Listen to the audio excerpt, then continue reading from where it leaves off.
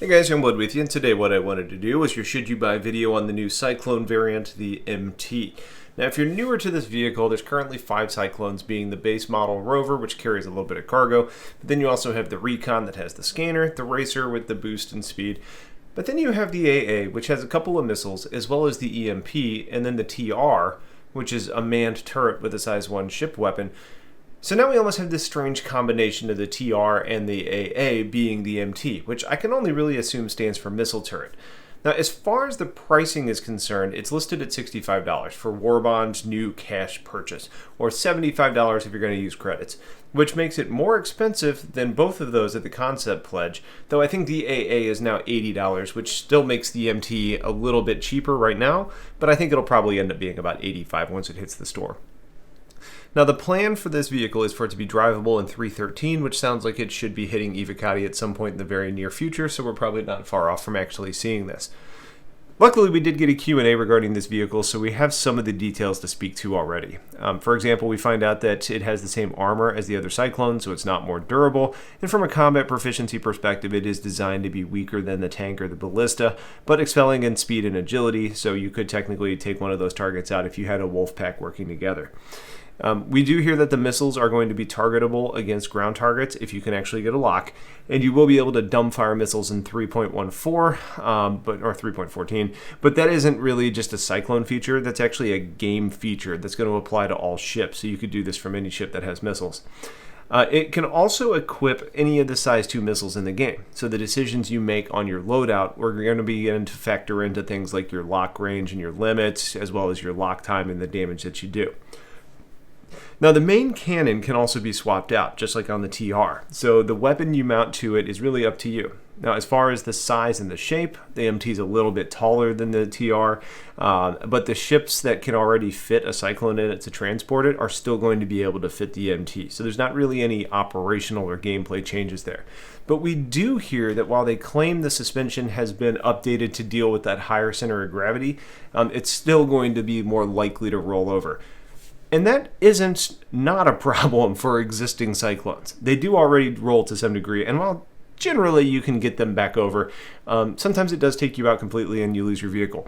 And in a combat vehicle, ending up stationary on your side is a pretty big problem. So when I look at the MT, I see a few pros and cons. Starting with the positives, you have missiles and a gun. So you do the job of both the AA and the TR. I would actually argue that this thing is a straight up upgrade over the TR, which I don't love when it comes to a later concept thrown into the game. As far as how it relates to the AA, you gain a gun, maybe not the countermeasures, and you end up losing the MP. The EMP is pretty useless today, so unless that can be more effective against other ground vehicles, or maybe it gets tuned up in the future, or maybe it helps you deal with things like base turrets or gaining access to habitations in the future, it's a really limited value add, and adding the gun feels way more valuable. Having a second gunner also means that you could have one person driving the vehicle and you could be going in one direction, and you can gain a missile lock and shoot in a different direction. So that gives you, new engagement options or even battle escape options. Also, speaking of missiles, the MT can lock ground targets, which is an advantage over the AA, which can only lock aircraft. But when you look at the negatives against those two, it's not a lot. It doesn't have an EMP, which was already mentioned. It is very niche at best. And unlike the AA, which can lock and fire by the driver alone, you need to have a turret gunner to perform that function, meaning 2 crew versus 1. Overall, the MT really is just a straight upgrade over the TR and the AA, which means it's really an easy choice if you're looking for a combat Cyclone. So that brings us to the should you buy portion of this video. And I'm going to start by saying this really simply, and I want everyone to hear this. Do not spend your money on ground vehicles and expect to get a good value. Cyclones in the game right now are like 30,000 UEC or something like that. So even if that price doubles or triples, it's basically just a good night of mining to earn one. Would you rather play the game and get this still very quickly, or would you rather spend $75 of your hard-earned cash? Now, I know I just told you how to spend your money, and now I'm going to sit here and say I'm not going to tell you how to spend your money, but I will tell you that the value of what you get compared to what you can do with this vehicle is extremely limited compared to what you're spending on it. $25 more and you get a Cutlass. The Nomad was $70, $5 cheaper at concept, and that should really tell you all you really need to know about this ship. That being said, It's possible, that you don't get to buy this in the game until the next patch, so 3.14, whenever is next. So if you're eager, it's your money, spend it how you want.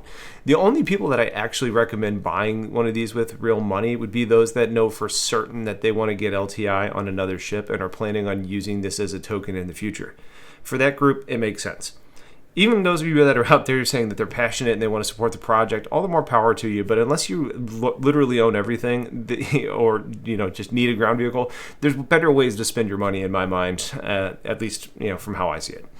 So anyways, that's your should you buy video on the MT. It's a cool vehicle. Again, I think it's another example of a new concept being a straight upgrade, which I kind of hate, but I like the vehicle in general. So if you have questions or competing opinions, please let me know in the comments. Otherwise, stay tuned for more. Have yourselves a wonderful day and take care.